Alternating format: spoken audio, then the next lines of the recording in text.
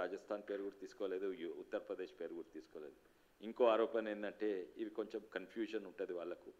ఏంటంటే మీ దగ్గర 8 ఎంపీలు ఉండే ఏమీ 0 తీసుకొచ్చిండ్రు అంటే ఎంపీలు ఎక్కువ, బీజేపీ ఎంపీలు ఎక్కువ ఉన్న దగ్గర ఎక్కువ వాళ్ళంటే మొత్తానికి మొత్తము మధ్యప్రదేశ్కో రాజస్థాన్కో ఉత్తరప్రదేశ్కో పోవాలి. అంటే ఎంపీలు 0 ఉంటే ఏం రావద్దనా? అది కాదు.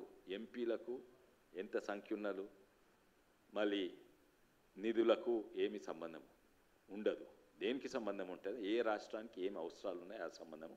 అదే దృష్టిలో పెట్టుకొని రాజకీయాలు పక్కకు పెట్టి నిజంగానే బడ్జెట్ను ప్రవేశపెట్టిన గొప్పతనం మన బీజేపీ ప్రభుత్వానికి ఉన్నది. గుజరాత్, రాజస్థాన్, మధ్యప్రదేశ్కి ఏమొస్తున్నాయి అవన్నీ కూడా వస్తున్నాయి, ఇంకా ఎక్కువనే వస్తున్నాయి. ఇక్కడ రీజనల్ రింగ్ రోడ్ గురించి చెప్పలేదు బడ్జెట్లో, కానీ 25,000 కోట్ల రీజనల్ రింగ్ రోడ్ చేస్తుంది కదా. ప్రత్యేకంగా చెప్పని అవసరం లేదు, ఎవరు కూడా చెప్పలేదు, జవహర్లాల్ నెహ్రూ కూడా చెప్పలేదు. ఇంకోటి అంటారు బడ్జెట్లో మీరు పిల్లల గురించి ఆలోచన లేదు, పసిపిల్లలకి ఏం చేయలేదు, ఒక చిల్డ్రన్ అనే పదం కూడా వాడలేదు. అవును, అన్ని బడ్జెట్ స్పీచ్ ఓ గంటనో గంటన్నర ఉంటుంది, అన్ని వివరాలు చెప్పలేము, అవన్నీ డాక్యుమెంట్లు ఉంటుంది. అట్లా చూస్తే పిల్లలకు ప్రియమైన నాయకుడు అంటారు నెహ్రూ గారు, వారిని చాచా నెహ్రూ అంటారు. అయినా కూడా ఆయన బడ్జెట్ స్పీచ్లో చిల్డ్రన్ అనే పదం తీయలేదు. అంత మాత్రాన పిల్లలకి ఏం లేదని చెప్పడము అవి రాజకీయాలు. కానీ మంచిదే, వాళ్ళు చేస్తున్నారు, మేము కూడా చెప్తున్నాము. కానీ అదే కాక కొన్ని ఆరోపణలు కన్ఫ్యూజన్లు ఉంటారు వాళ్ళు. ఓ దిక్కు బడ్జెట్లో ఏమీ లేదంటారు, బడ్జెట్లో మీరు పెట్టినాన్ని తప్పంటారు. ఇంకో దిక్కు వాళ్ళే అంటున్నారు మా ఐడియాలు మీరు కాపీ కొట్టిండ్రు. ఓ దిక్కు అంటారు మేము చెప్పింది వినిపించుకుంటలేదు, ప్రతిపక్షాలు చెప్పిన వినిపించుకుంటలేదని ఓ దిక్కు అంటారు. ఇంకో దిక్కు అంటారు మా ఐడియాలే మీరు కాపీ కొట్టిండ్రు. అంటే నిజంగానే ఇవి కన్ఫ్యూజన్ అన్నమాట. ప్రత్యేకంగా కాంగ్రెస్ నాయకులు కొంతమంది అన్నారు, పెద్ద పెద్ద సౌకున్న నాయకులు కూడా, చిదంబరం గారు అన్నారు. ఓ దిక్కు అంటున్నారు మా ఐడియాలు కాపీ కొట్టిండ్రు, ఇంకోటి అంటున్నారు మీ బడ్జెట్లో ఏమీ మంచిగా లేదంటున్నారు. అంటే మీ ఐడియాలు మంచిగా లేవా, లేకుంటే మీరు చెప్పింది మేము వింటలేమా? అందరు చెప్పింది కూడా బడ్జెట్లు వింటారు. ఎందుకంటే ఇది బడ్జెట్ ఏ రాజకీయ పార్టీలకు కాదు, ప్రజల అవసరము, రాష్ట్రాల అవసరాలకు సంబంధించినవి. కానీ డెవల్యూషన్ ఆఫ్ స్టేట్స్ కాక ఎన్నో సెంట్రలీ స్పాన్సర్డ్ స్కీమ్ ఉంటాయి. కొన్ని రాష్ట్రాలు ఆ సెంట్రలీ స్పాన్సర్డ్ స్కీమ్ మంచిగా వాడుకుంటే ఆ యూటిలైజేషన్ సర్టిఫికెట్ అయితే మళ్ళీ నెక్స్ట్ విడతలు వస్తుంది. కొన్ని రాష్ట్రాలు ఎన్నో కారణాల వల్ల వాడుకోరు. ఒక కారణం ఏంటంటే వాళ్ళ అడ్మినిస్ట్రేటివ్ సిస్టమ్ మంచి లేదు. ఫస్ట్ 6 నెలలకు ఓ 1000 కోట్లు ఇస్తే ఆ వాడుకున్నాక ఆ యూటిలైజేషన్ సర్టిఫికెట్ చూపెట్టాక మళ్ళీ నెక్స్ట్ విడతలు ఇస్తారు. వీళ్ళు ఫస్ట్ది వాడుకున్నారు, అసలు యూటిలైజేషన్ సర్టిఫికెట్ సబ్మిట్ చేయలేదు. కొన్ని జాగాలలో అది దీనికి సర్వశిక్షణ అభియాన్ పాఠశాలకి ఇస్తే అది దీనికో ఇరిగేషన్ ప్రాజెక్టులో ఇంకా దేనికో వాడుకున్నారు. అయితే దానికి యూటిలైజేషన్ సర్టిఫికేట్ ఇవ్వగలరు. అంటే ఫండ్స్ డైవర్షన్ వల్ల. ఎంతోమంది అంటారు, ఇప్పుడు మన రాష్ట్రమే నాయకులే కాక వెస్ట్ బెంగాల్ నాయకులు మాకు ఎంఎన్ఆర్ఈజీ స్కీమ్ తక్కువ ఇచ్చిండ్రు, మాకు సర్వశిక్షణ అభియాన్ తక్కువ ఇచ్చిండ్రు. అందరికీ సమానంగా ఇస్తారు, కానీ అది వాడుకునే శక్తి రాష్ట్రాలకు ఉండాలి, వాడుకునే తెలివి రాష్ట్రానికి ఉండాలి, వాడుకునే పట్టుదల రాష్ట్రాలకు ఉండే. ఆ తెలివి ఆ పట్టుదల మనకుంటే ఎన్నంటే అని వాడుకోవచ్చు. ఉదాహరణంగా ఇప్పుడు ఎంఎన్ఆర్ఈజీ స్కీమ్ ఉన్నది, అందులో మనం ఎంత వాడుకుంటే అంత తీసుకోవచ్చు. అది ఇంకా మంచి చేసిండ్రు, పెంచుడే కాక దాంట్లో మెటీరియల్ కాంపోనెంట్ యాడ్ చేసిండ్రు. ఎంఎన్ఆర్ఈజీ స్కీమ్లో లేబర్ కాంపోనెంట్ 90% దేశం అంటే సెంట్రల్ గవర్నమెంట్ ఇస్తుంది, కేవలం 10% ఇవ్వాలి. ఆ 10% కూడా ఇస్తందుకు చేతగానే తనము మన రాష్ట్రం నుండే. అందుకే ఎంఎన్ఆర్ఈజీ స్కీమ్ కింద ఎవరు కాంట్రాక్ట్ చేసినా ఎవరు ముందుకు వస్తలేరు.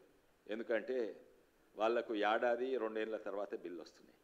ఎందుకంటే ఆ 10% రాష్ట్ర ప్రభుత్వం పెట్టగలుగుతలేదు. అట్లే సర్వశిక్ష అభియాన్ది దాదాపు మనము ఎన్నో 9,000 కోట్లు ల్యాప్స్ అయినాయి. ఈ అంటే మొత్తం ఈ ప్రభుత్వం కాదు, ఈ ప్రభుత్వం కొత్త ప్రభుత్వం, పాత ప్రభుత్వం బీఆర్ఎస్ ప్రభుత్వం ఉన్నప్పుడు 9,400 కోట్లు సర్వశిక్ష అభియాన్ ల్యాప్స్ అయిపోయినాయి.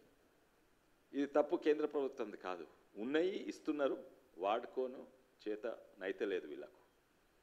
అటువంటివి ఎన్నో ఉదాహరణలు ఉన్నాయి. అట్లనే జిఎస్టీ గురించి ఎన్నో ఆరోపణలు ఉన్నాయి. ఇది మిడిల్ క్లాస్కు సంబంధించింది. ఇన్సూరెన్స్కు జిఎస్టీ ఉన్నది, ఇది కూడా తప్పుదారి పట్టిస్తేందుకు రాష్ట్రాలు ఎన్నో లేకుంటే ప్రతిపక్షాలు ఆరోపణ పెడుతుంది. హెల్త్ ఇన్సూరెన్స్, లైఫ్ ఇన్సూరెన్స్ మీరు జిఎస్టీ పెడతారు, ఇది అన్యాయం కాదా అని. కానీ వాస్తవంగా చూస్తే జిఎస్టీ పేరు కొత్తగా వచ్చింది, కానీ జిఎస్టీ ముందు సేల్స్ ట్యాక్స్ ఉండే. ప్రతి రాష్ట్రము ఇన్సూరెన్స్ ప్రీమియం మీద సేల్స్ ట్యాక్స్ పెట్టింది, అదే జిఎస్టీకి మారింది. సరే, జిఎస్టీ వచ్చినాక తీసేసే బాధ్యత ఎవరిది? కేంద్రం ఎంతుంటో రాష్ట్రం కూడా అంత ఉంటుంది. రాష్ట్రాలది ఇంక ఎక్కువ ఉంటుంది, ఎందుకంటే జిఎస్టీ కౌన్సిల్లో రాష్ట్రాలది 2/3 ఓటింగ్ పవర్ ఉంటుంది, కేంద్రాన్ని ఓన్లీ 1/3 ఓటింగ్ పవర్ ఉంటుంది. కానీ వాళ్ళు జిఎస్టీ కౌన్సిల్లో వచ్చేస్తారు, మళ్ళీ పార్లమెంట్లో ప్రజలను తప్పుదారి పట్టిస్తారు. ఏంటంటే కేంద్ర ప్రభుత్వం పట్టిస్తుంది, హెల్త్ ఇన్సూరెన్స్, లైఫ్ ఇన్సూరెన్స్ మీద జిఎస్టీ పెడుతున్నది, అన్యాయము అని అక్కడ చెప్తుంది. కానీ జిఎస్టీ కౌన్సిల్లో వాళ్ళే అంగీకరిస్తుంటారు. ఎందుకంటే దాని మీద జిఎస్టీ పెడితే రాష్ట్రాలకు కూడా వాళ్ళకు కూడా వాళ్ళ వాటు ఉంటుంది. ఇవన్నీ కూడా చాలామందికి తెలియదు. చాలామంది ప్లేయింగ్ టు ద గ్యాలరీ అంటారు, అంటే బయట పబ్లిక్ ఓ డ్రామా, జిఎస్టీ కౌన్సిల్ నిజం చేసేది చాలామందికి తెలియదు. ఇటువంటివి ఎన్నో ఉన్నాయి. నిజంగానే ఈ బడ్జెట్ నిజంగానే చూస్తే మొత్తం ప్రపంచము ఎటో పోతుంటే, అయోమయం అవుతుంటే, మన పక్కనున్న రాష్ట్రం ఇటు అటు పోతుంటే, ఈ బడ్జెట్కి ఒక సూటిగా ఒక డైరెక్షన్ ఉంది, దానికో బలం ఉంది.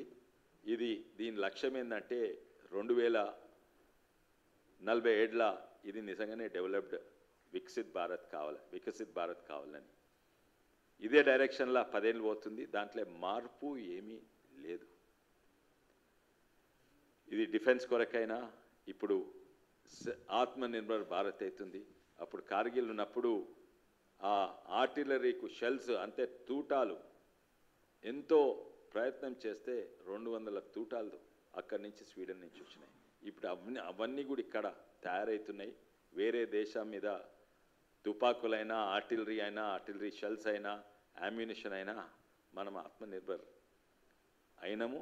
అదే కాక వేరే దేశాలకు కూడా పంపిస్తున్నాము, ఎన్నో దేశాలకు ఎక్స్పోర్ట్ అవుతున్నాము. అయితే ఇది నిజంగానే ఒక మంచి బడ్జెట్. ఇన్ఫ్లేషన్, ధరలు పెరిగినాయి, వాస్తవం ధరలు పెరిగినాయి. కానీ ఆమ్దాని డబుల్ అయింది, రైతుల ఆమ్దాని డబుల్ అయింది 10 ఏళ్ళ. కిసాన్కి ఆయే దుగ్నే కడితే క్యా హువా అని అడుగుతున్నారు. దుగ్నే కాదు, 2 కంటే ఎక్కువైంది. ఎందుకంటే మీరు చూస్తే ఓ గ్రామంలో 20 మోటార్ సైకిల్ ఉన్న గ్రామంలో ఇప్పుడు 200 మోటార్ సైకిళ్ళు ఉన్నాయి. ఒక్క కారు ఉన్న గ్రామాల 5 కార్లు గ్రామాలలో ఉన్నాయి.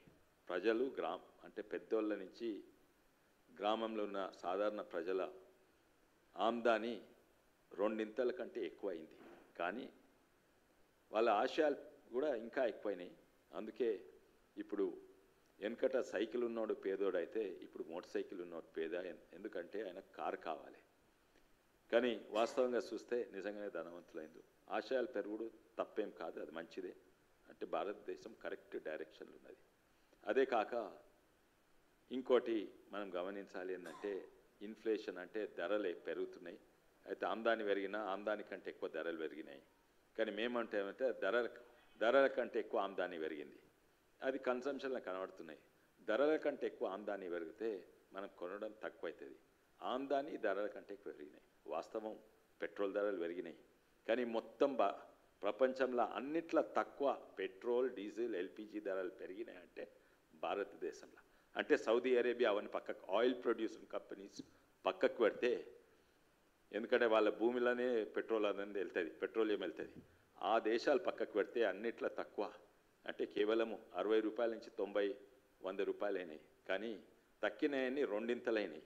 మద్దతు ధర 2 అయినాయి, 1300 నుంచి 2400 అయినాయి మద్దతు ధర. మళ్ళీ ఎంఎన్ఆర్ఈజీ స్కీము రూపాయలు వచ్చే ఎన్మైనారిజీ స్కీమ్ దాదాపు 300 వస్తున్నది.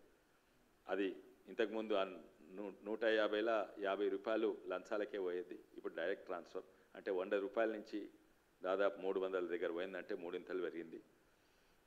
అయితే ఇన్ఫ్లేషన్ అవును ఎక్కువైంది, కానీ అన్నిట్లా ప్రపంచంలోనే మంచిగా కంట్రోల్ చేసింది ఇన్ఫ్లేషన్ మన భారతదేశం అని మనమే కాదు, అందరు కూడా ఎకనామిక్స్ కూడా చెప్తున్నారు. ఇంకో ఇవన్నీ చిన్న చిన్న బిల్స్, గోవాల ACXTది దీని గురించి. తర్వాత ఇంకోటి చాలా సంతోషము, వర్గీకరణ, SC STల వర్గీకరణ సుప్రీంకోర్టు దాన్ని అప్రూవ్ చేసింది, ఆమోదించింది. ఇంకా సంతోషం ఏంటంటే ఎన్నో రాష్ట్ర ప్రభుత్వాలు కూడా మేము ఇక్కడ కూడా దాన్ని అమలు చేస్తామని ముందుకు వస్తున్నాం. అందరు తెలంగాణలో కూడా చేస్తామని చాలా సంతోషము. ఇక్కడ మేము దీని ఎంటుంటిని మందకృష్ణ మాదిగ గారు వారు ప్రైమ్ మినిస్టర్ మోడీ వారికి చాలా సపోర్ట్ ఇచ్చిండ్రు. అండ్ సంతోషం, ఇది హైకోర్టులోనే రుజువు అయిపోయిందని చాలా సంతోషము. ఇంకా సంతోషం ఏంటంటే ఇక్కడ కూడా ఈ ప్రభుత్వం అమలు చేస్తారని మేము అనుకుంటున్నాము, అది చాలా సంతోషం. వక్ఫ్ బోర్డు బిల్లు అది చాలా కాంట్రవర్షియల్స్, అది ముస్లిమ్స్కు వ్యతిరేకము, ఇవన్నీ ఆరోపణలు పెట్టడం జరిగింది. అంటే ప్రతిపక్షాల చేసేదే అది ఆరోపణలు పెట్టేది. కానీ ఇది నిజంగానే మనకు అవసరము. ప్రత్యేకంగా చేవెళ్ళ పార్లమెంట్ కాన్స్టిట్యున్సీలా 12 లక్షల ముస్లిమ్స్ ఉంటారు. అందులో దాదాపు 60-70% అసలుకు బస్తీలల్లా, అంటే రోడ్లు ఉండయి, మోరీలు ఉండని బస్తీలల్లా కరెంట్ చక్కగా ఉండదు, ఇటువంటి స్కూళ్ళు ఏమీ వసతులు లేనై సులేమాన్ నగర్, జల్పల్లి, శాస్త్రీపురం, హఫీజ్పేట్ అనే బస్తీల్లో ఉంటుంది. అది అసలు భారతదేశం అనుకుంటారు, అంత ఘోరమైన పరిస్థితులలో ఎంతోమంది మన ముస్లిం సోదరులు ఉంటారు. వాళ్లకు డైరెక్ట్ ఎఫెక్ట్ అవుతుంది. ఎందుకంటే వక్ఫ్ బోర్డుకు లక్షలాది ఎకరాల భూమి ఉంది, ఆస్తులు ఉన్నాయి, 9-10 లక్షల ఎకరాలు.